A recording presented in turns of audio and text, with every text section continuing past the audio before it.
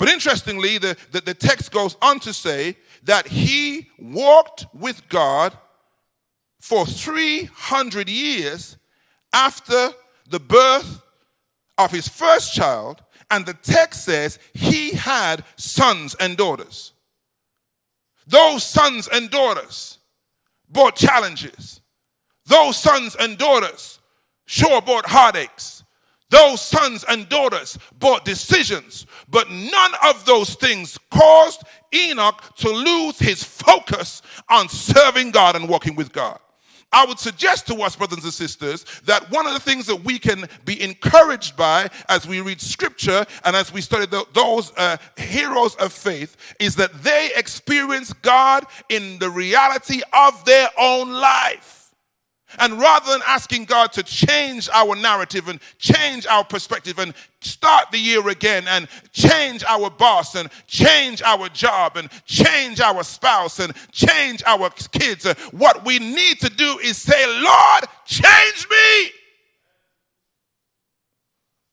Because Enoch walked with God 365 years. Incidentally, I thought about this, that he walked with God for 365 years, and we have 365 days on the earth. I mean, in a year, excuse me. And so I was wondering if perhaps this was somehow an understanding of the completeness of his life and how, when it comes to our faith, we have to have 100% focus on serving God every single day. There can be no days off.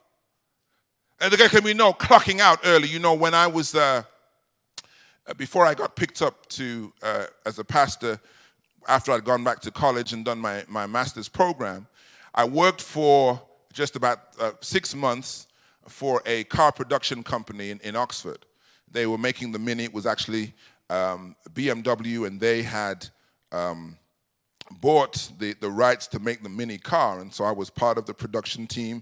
I know you can't imagine, me having a drill and a screwdriver in my hand. I'm not really much of a DIY man, but you got to put a little bread on your table, and so that's what I did. So I remember very well the experience of being on the line and the production line, and what would happen was there were a few men who had been there, part of the old system.